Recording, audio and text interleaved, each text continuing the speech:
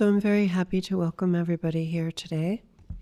We're going to do questions and answers, which I always enjoy a lot.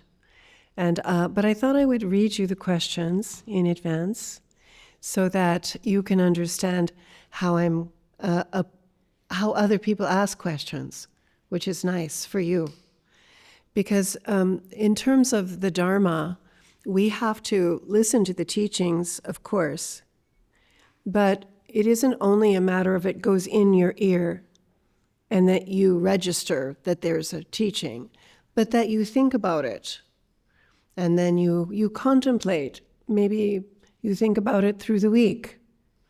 You think, you relax, you think, you relax. You probably might generate a question from those teachings. And then leaving questions unasked is sort of an opportunity lost. And so instead, we value very greatly the questions of students. And the questions themselves are an opportunity for greater understanding. Sometimes questions are just kind of theoretical, I'll get an occasional question about UFOs or something, which I usually ignore. I do reserve the right to ignore questions if they're not well-founded for me to answer them. I'm so sorry. Sometimes you might get lost in the shuffle for certain kinds of questions. Although I'm not opposed to talking about UFOs someday when it is appropriate. But questions is a very big part of our tradition. And questions left unanswered produce doubt. And doubt always has a challenge. It's a problem because it diminishes your capacity to utilize your time. When you have a standing doubt, most of us have doubt anyway, and doubt is quite useful. You should think carefully. You should listen to the teachings. You should have questions, and you should resolve doubt. Doubt needs to be resolved. Otherwise, it's just a kind of I feel like it's a rotten piece of the floor. If you have a house and in your house there's a rotten piece in the floor, you try to go around it and not step on it, but in an emergency or something, you might step on that spot and it'll go right through because you didn't resolve that doubt. You didn't deal with that question. And questions unresolved sort of turn into their own belief system. Then you start believing the doubt as if it were really valid. But the teachings usually are able to address doubts. And the teachings are usually able to, having helped us resolve a doubt, gives us again confidence to meditate. But it is the meditation itself that really truly makes the difference. We can learn and understand, but anything we learn and understand we can easily forget. But when you meditate and you come to great experience in your own realization, that's not forgettable. It's something that becomes part of you and strong and helpful, always really helpful. So contemplation, relaxation, asking questions, getting answers, and then meditating on what you understand allows for a greater wisdom and depth to become integrated in your own living experience. And that's what helps us with our life and with the changes that we face in our life. Otherwise, without meditation, just understanding or just having listened, or not even really having listened or understood, just being interested in the teachings isn't enough. because life is tough. Challenges are very difficult. The conditions of birth and sickness and aging and death are going to arise for all of us. When we can't get what we want, when we can't prevent what we don't want, we become upset, disgruntled, we become unhappy and easily disappointed. So the teachings of the Buddha and the path of the Buddha are meant to help us eliminate this kind of suffering and place us at a level of fulfillment and well-being. And not only just for you, but certainly for you, but also for others that are connected to you. Because as well as you are is how well you can be for someone else. If you're not well, how are you going to be well for someone else?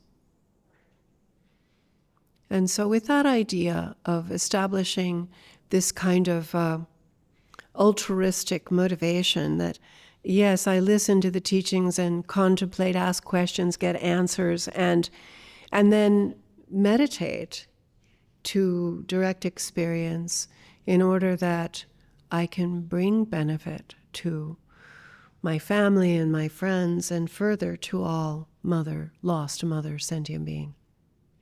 This is the proper motivation for asking questions and getting answers.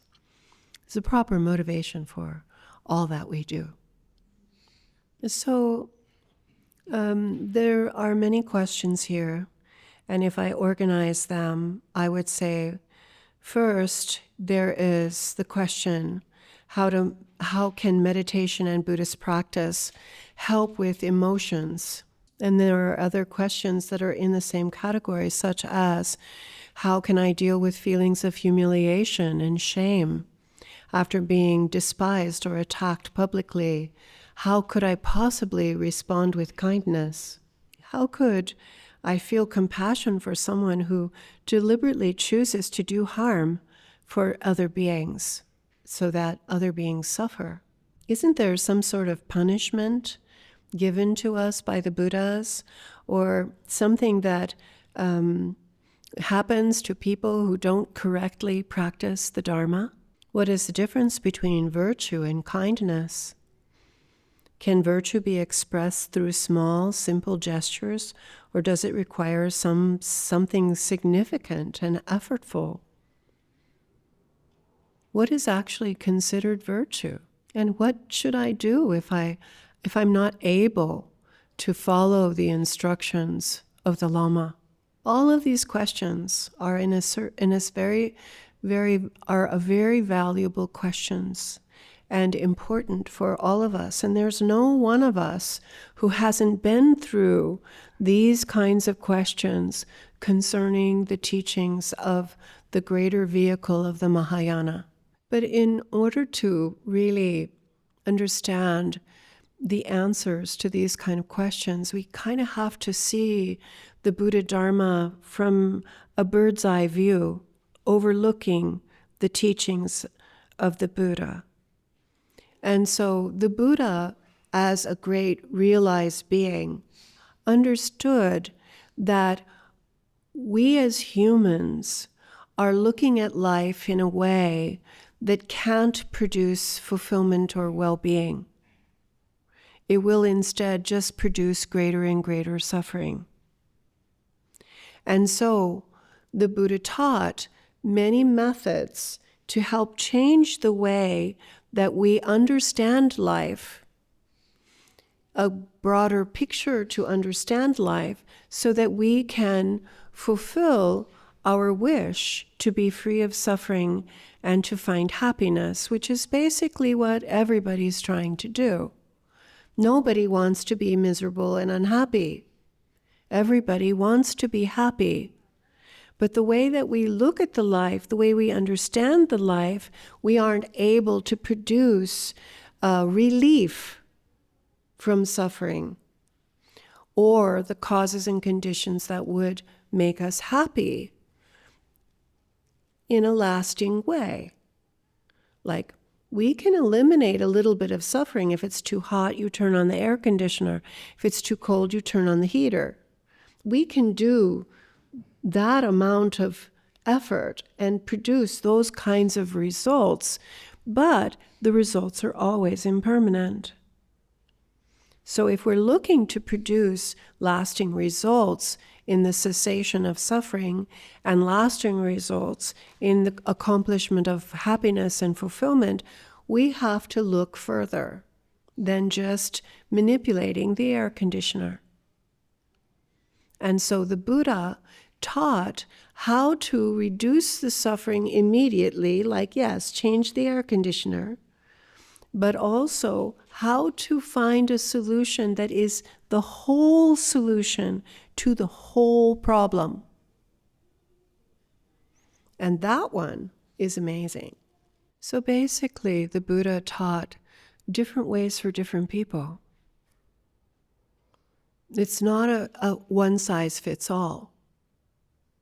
It depends upon you. And so if you're the kind of person who is really can understand that reducing your negative actions is going to reduce negative results. If you can understand that increasing positive actions is going to produce positive results.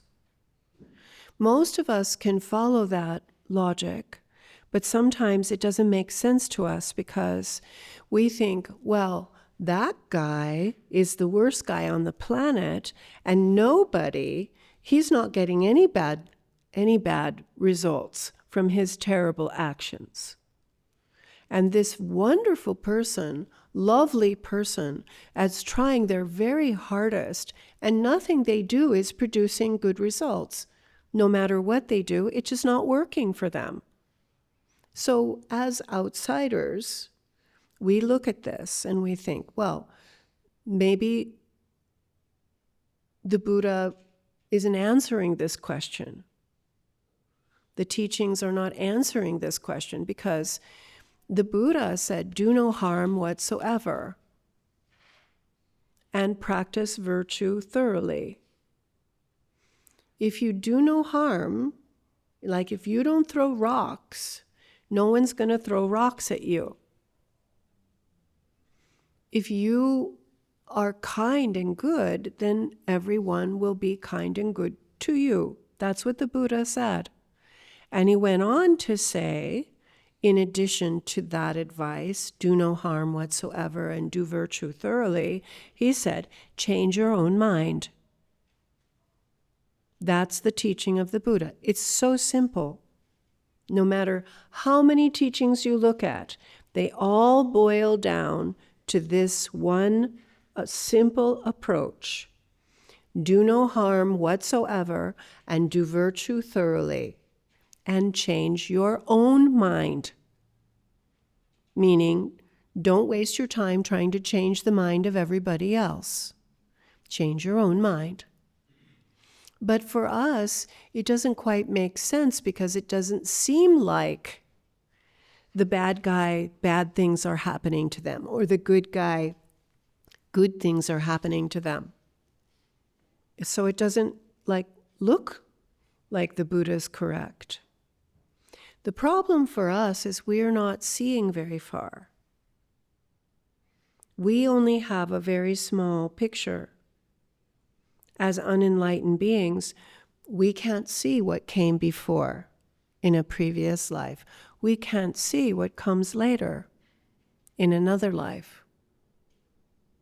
And so it's a little bit like when you see the seed of a sequoia tree. It isn't huge and magnificent and thousands and thousands and thousands of years old. It's just a seed.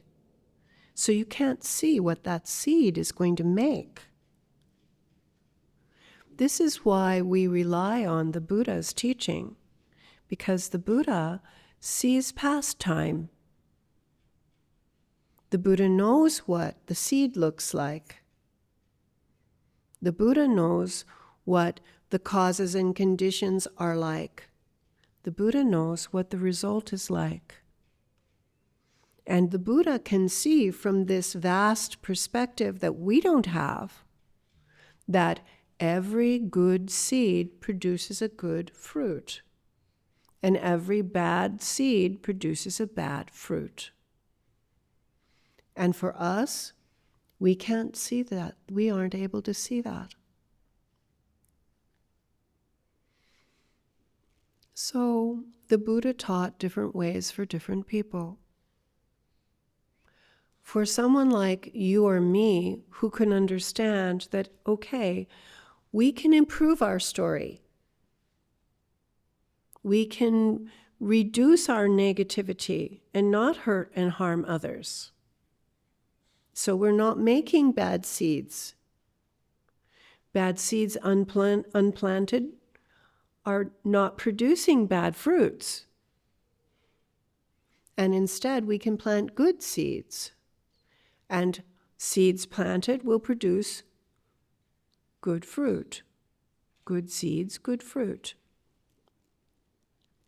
And we can see that if we change our own mind and choose to plant good seeds instead of bad seeds, then we can experience a different outcome. We have choices. We have options. And we choose self-improvement. That's one kind of person.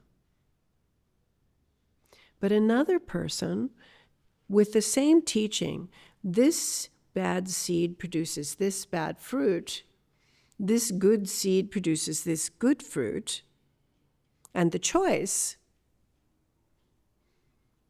we understand, isn't just me. My mother is making choices too.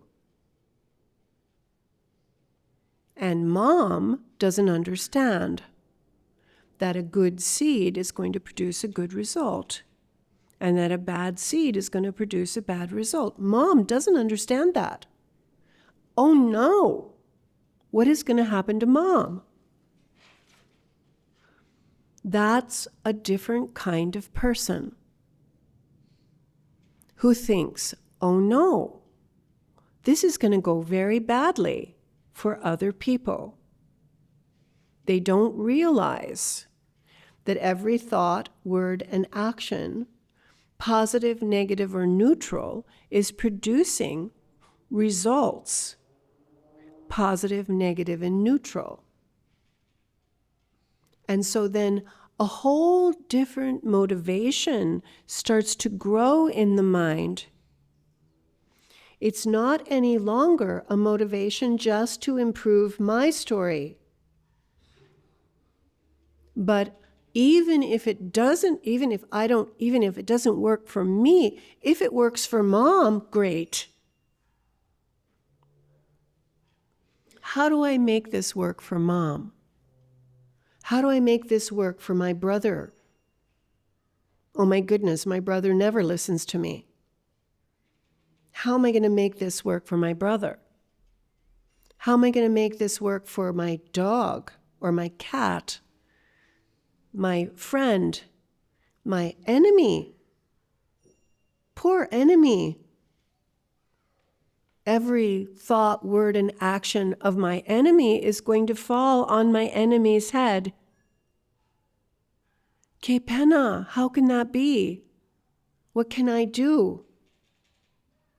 That is a different person, and the Buddha taught a different way.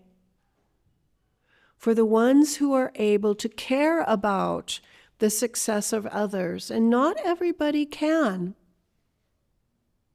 I'm sure you know that. Not everybody is able to care about others. You would think they should. If you're a person who cares about others, you wouldn't even understand why in the world that would be so hard for them. If you're the one who thinks about others, but there are people who aren't able to do that. So the Buddha taught differently for different kinds of people. These are the two big distinctions in the Buddhist teachings, is the distinction between self-improvement and selflessness. And so this distinction between self-progress, self-benefit, self-improvement versus selfless improvement for all beings is a very, very big distinction. It's a very big difference in the mind. But all of us, most of the time, are managing our life for self-improvement. Most of the time. It's like, how we choose to eat our food is going to make us fat or thin. That's the simple thing we think about. Maybe we don't even think of fat or thin, it's just whether we like it or we don't like it.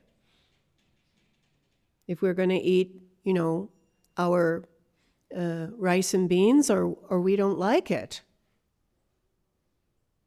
It's always sort of dominant as an unenlightened being, that the Buddha, as an enlightened being, is looking at what's happening to us as unenlightened beings. Every day of our life, we're kind of worried about and busy with trying to get whatever we need and trying to avoid whatever we don't want or we don't like. We're very simple this way. And we're very busy this way. And we're not very successful at it either. Because the very thing that we want to eat could easily make us sick. And the very thing that we don't want to eat could easily make us well. So we don't even understand the simple benefits of self-improvement. We're not skillful. We don't understand. Now that's an uncomfortable position because we prefer to think we understand. But the Buddha is saying to us very sweetly, por favor, you don't understand that what you do is what you become. What you do is what you become. If you do kindness, if you do share, if you do helping, you become that. Your life becomes that. Your world becomes that. Your world becomes kind. Your world becomes sharing. Your world becomes easy and fulfilling. But we don't understand that we do have a power, the power to choose what you're doing. And most of us are still choosing to do selfish. We're choosing to do me, my, mine. Me, my family, my stuff. We're trying to fix and make it all work, me, my, mine. So we are on this path of selfish improvement.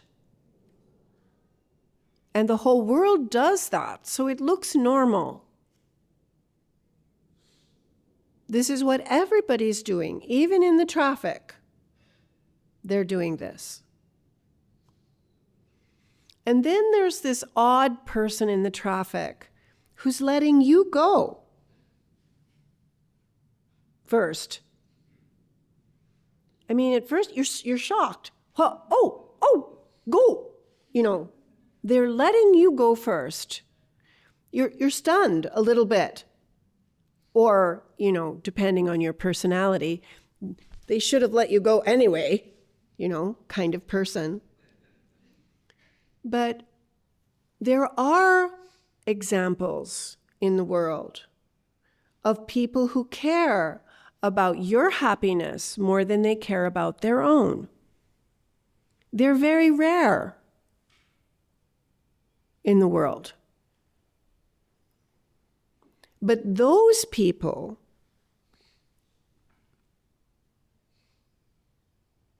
still create virtue and non-virtue.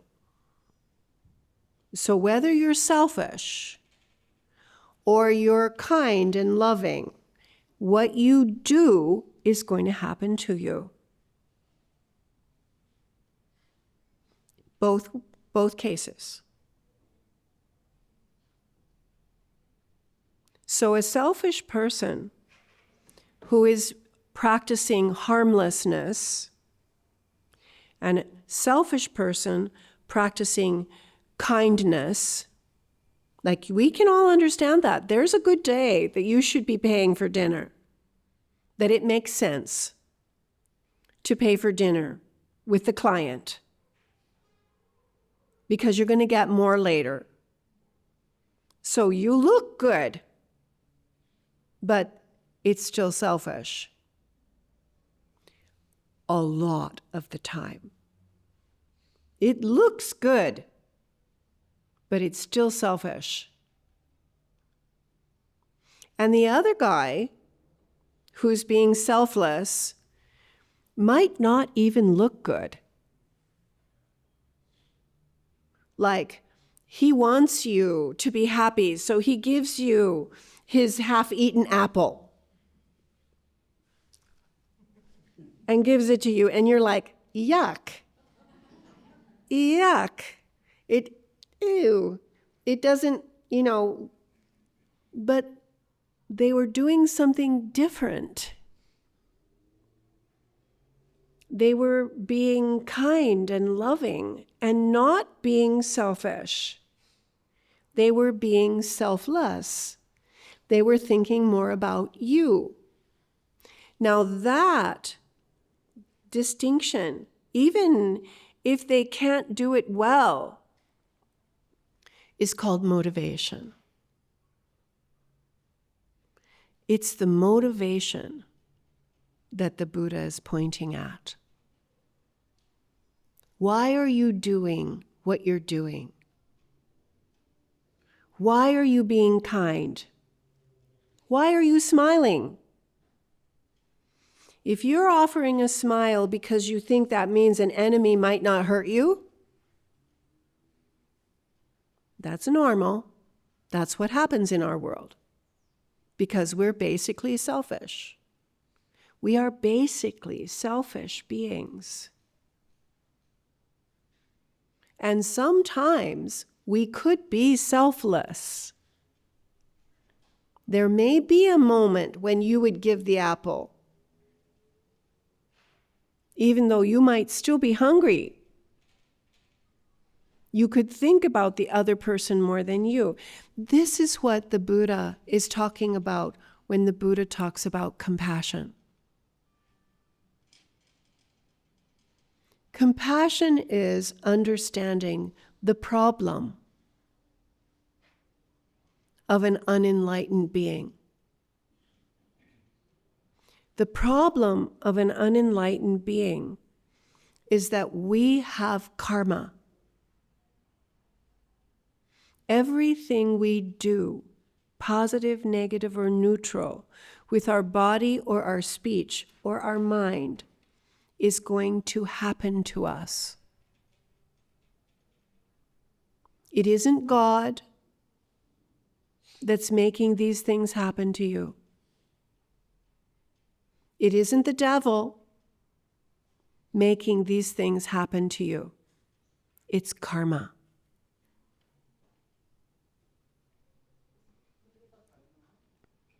Karma is based on self. If you have self, you have karma. Positive, negative, or neutral. That's why the Buddha has compassion. Because we don't understand that we shouldn't be selfish. We don't even understand how to approach life not being selfish. It's just confusing. We don't understand the rules about love and compassion that isn't based on my own needs. So because of the compassion then the Buddha taught, the Buddha told us, okay, selfish or unselfish, everything you say or do is going to happen to you, so don't say bad things, don't do bad things. Don't blame everybody else. I mean, even if you can't understand the Buddha's teaching, the Buddha said, look, if a crazy person jumps off of a cliff, why would you do the same thing? That makes no sense for you. Just because somebody did something bad to you doesn't mean you should do something bad too. They already are going to be broken on the rocks below. Why would you follow their example and do something bad too? As if it's valid because, well, they did it. We see it in traffic all the time. The one guy who breaks the rules and rides on the shoulder because there's so much traffic he can't get through. I mean, we never know. Maybe he's dying, got a dying person in the car. We don't know about that. But he's riding on the shoulder. He's driving that way. How many people follow? And then how many people sit in the lane giving them bad names and bad hand signals? If not bad names and bad hand signals, we just go, humph. You know, idiots. So we follow bad behavior with bad behavior. And the Buddha's saying, if someone does something bad, why in the world would you do that too? Instead, you would have compassion for someone who does something bad. They just leapt off a cliff. They're going to break in the bottom. There's no exception for karma. There's no free pass for karma. It's infallible karma. And so what someone does is producing what will happen to them. And that is so sad. It's sad for you, and it's really sad for them. How many more of them are there than you? And still, we're the most important. I think it's funny because this issue, I just dropped that little rock there for very quickly about you are one and they are many. How many of them are suffering this? And yet, what we think about as unenlightened beings is ourself. Our one is giant. Their many is small. Compared to me, I hardly notice them. This is the problem with Eo, is that it's very big to us. It's very dominant to us. And as a result, we rationalize hurting and harming others. We rationalize for our own interest, for me and mine. And so we end up in lots of trouble. Not because we're bad people, but because we're selfish. And you know, it's interesting because the Buddha didn't invent this system like we might think God made the system. The Buddha didn't make this system. This is what happens when you don't understand your own mind. There's karma. The Buddha didn't make karma. Nobody made it. Nobody to blame. Nobody that's making you a victim. Only not understanding what your own mind makes puts us in all this trouble of the results of everything that we think or say or do. It all comes from confusion. That's why changing your own mind is the power play. It's the one that makes the difference. So, in these questions like, how can meditation and Buddhist practices help us with our emotions? This is how. You understand you're not a victim. Ever. Because what happens to you because of previous actions. You're not a victim of God. You're not a victim of the devil. You're not a victim of your sogra. What happens to you and me and every being that's unenlightened, every being who has a self, is their own actions happen to them, physically, mentally, and verbally. And that is just so sad. Because all we want is to be happy. And yet we create the causes and conditions where we can't be happy. All we want is to be free of suffering, and yet we create the causes and conditions which certainly produce suffering that we experience. And so the difference then, the selfish people have the same rules of karma. The not selfish people have the same rules of karma. The difference is enlightenment. Because the selfless people, with the love and concern for all beings, will eventually attain enlightenment. Why? Because enlightenment is the state of realizing the true nature of the mind.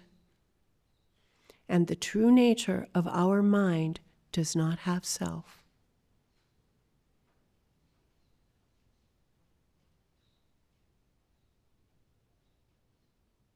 It is selfless. It is limitless. It is unconditional love, compassion, and wisdom. And that's why the Buddha would teach us how to use love and compassion as a path to attain enlightenment. Not only for you, right? For all beings.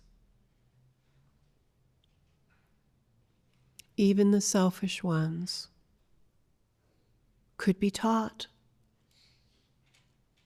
They could see, they could learn, they could change their motivation from selfish to selfless.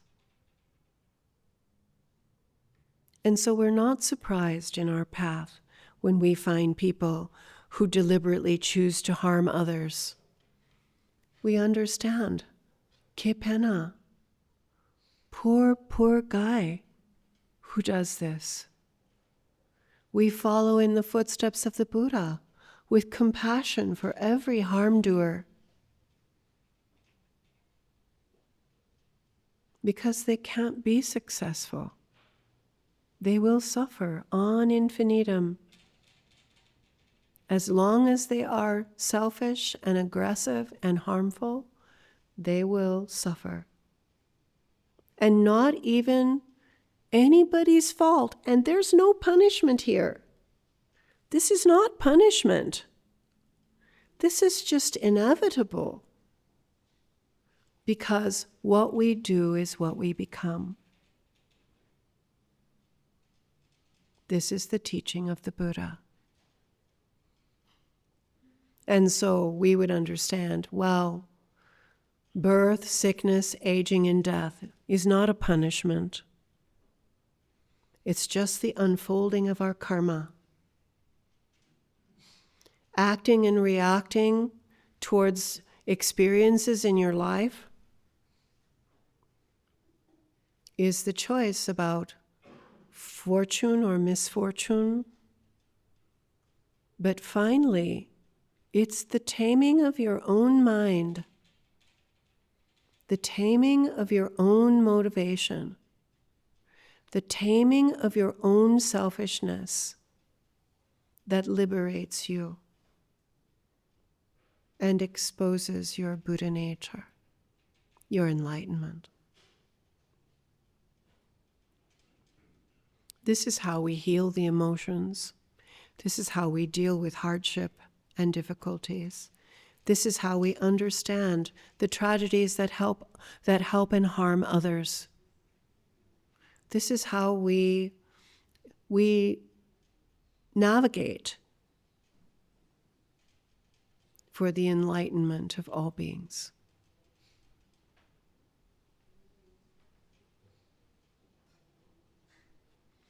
It's funny because there's a question here about forgiveness. And forgiveness, in my opinion, as a Christian upbringing, understanding what forgiveness is. Forgiveness is a good quality for you and I to practice, not being angry about someone's harm upon us. But it isn't based in their mistake. That's why forgiveness isn't what the Buddhists use. We use compassion. Because it's understandable they make mistakes. You don't have the power to forgive their mistake. You don't have the power to purify their karma. But your compassion towards their mistake can lead you to greater and greater and greater ability to help them attain freedom and fulfillment, where forgiveness will only help you. It won't help them. So basically, if you are self-involved and you want self-improvement, you would practice harmlessness and helpfulness, because that would help you. You would have less problems and more qualities. If you're a selfless person, you would also practice harmlessness and helpfulness, but your purpose in doing so would be for the benefit of all beings. The action is the same, harmless and helpful. The difference is the motivation. The motivation that is self-involved, self-improvement, won't produce enlightenment because self is still binding. The selflessness of the Mahayana tradition, the greater tradition of love and compassion, would cause you to create the opportunity for enlightenment for you and all beings. That's the difference. So doing no harm means not hurting others with your body, your speech, and your mind, even if they're bad to you. Because we would understand bad to me means, okay, I'm experiencing the fruit of my own negative karma. So you would still be kind and loving, even if it was just selfishly, because that's what would help you. But more than that, if you understand that this person who's hurting you now is a fruit of karma, you would also understand that how they act is producing for them their future. And you would be the one, like the Buddha, to see the seed and the sequoia tree. You would understand, poor person, creating this kind of action of body, speech, and mind will hurt them. And you would have compassion. So what would you do then with your compassion? Compassion's not just left as a feeling. Compassion makes choices. Compassion makes decisions. Compassion navigates. It navigates for the betterment of the other. So what can I do to help them? You would create virtue. So what is virtue? Virtue is kindness. Virtue is generosity. Virtue is patience. Virtue is dedication and service. Virtue is physical, doing what you can physically, doing what you can verbally, doing what you can mentally, even if it's a tiny action, like feeding the birds. You give the food. The bird eats the food. The bird benefits from that food. There's virtue in your having given that food for the bird. It's not a big virtue, it's a small virtue. It's a small kindness. But your motivation is that it helps the bird and every other being throughout the limitlessness of all of time and space, that not one bird is left hungry, that even if it's any other kind of being, no matter what kind of being they could be, that this little act of virtue would help them. Because we know maybe they aren't able to be virtuous. Maybe nobody taught them. Maybe they never heard this idea. But we know the power of virtue and pure motivation. So we engage, do no harm, do virtue thoroughly, and tame your own motivation. Tame your own mind. This is the Buddha's teaching. This is how all beings benefit. Okay, maybe that's a very long answer, but there were a lot of questions. And yet it is really kind of the heart of the issue for us as beginners on the Buddhist path, is why are we really practicing? And many times we are practicing because it does fulfill us. We feel good about it. We like it. If we don't feel good about it, we don't do it. You know, that if it doesn't kind of fit into that category of personally satisfying me, why would I do it? I would do something else that's satisfying me, like eat ice cream. I would go find something to do that satisfies me. Because that's kind of who we serve in our own life. We serve ourselves. And it's a little bit hard at first to face that and understand, yeah, I am serving myself. I am worried about me.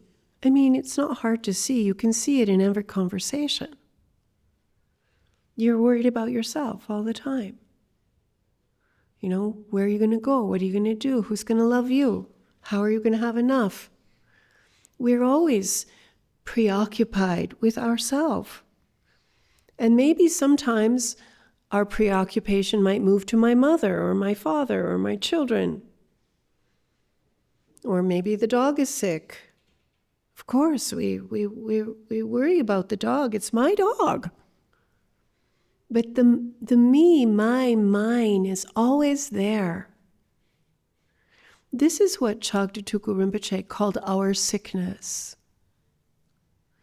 That we have a sickness as unenlightened beings.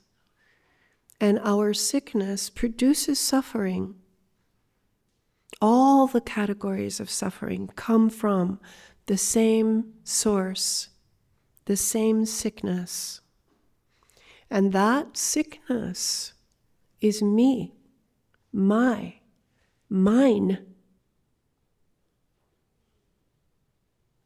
And no matter how you want to color it, I'm a nice me. I'm a busy me. I'm a hardworking me. I'm a tired me. I'm a lonely me. I'm a helpless me. It's always me. I'm great me, like I won the World Cup. I'm a great me.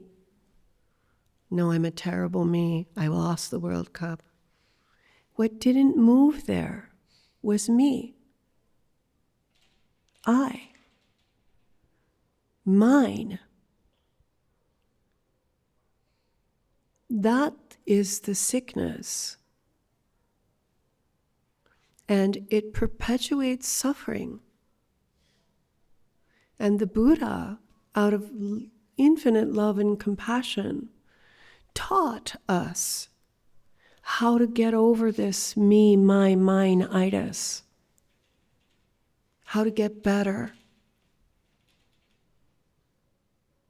How to wake up from this flaw. And so listening to the teachings is so valuable for us because we start to understand you're not the most important person in the world. And it's really a little bit uncomfortable to realize that. But it's the beginning of something so much greater. To know your own mind without this dominant insecurity of I. What I want, what I don't want, what I like, what I don't like, who I am, and all the negotiations of who I am, who you are, what you're supposed to do with me. If you don't do that with me, I'm going to fire you. And we're just busy with I, so busy with I and my wants and my hatreds. And then we die. The sad part is I always dies. But the true nature of your mind doesn't die. the true nature of who you are beyond I, that perfection never abandons you, never fails you. But it's not noticeable when we're so busy with I. We can't see who we really are. And that's what's happening to everybody. Que pena. I need to wake up from I in order that all beings could wake up from I and the suffering that I produces. So this is why the Buddha taught, and this is why so many listened. And this is why even to this day, this question is for you. What about me? What about me? It's such a small question and it's so dominant. It's really important to understand it's not a mistake what happens in your life. We usually, kind of try and understand by thinking something's gone wrong. But whatever has happened in your life belongs to you. It's your karma. So it doesn't work to be upset about that.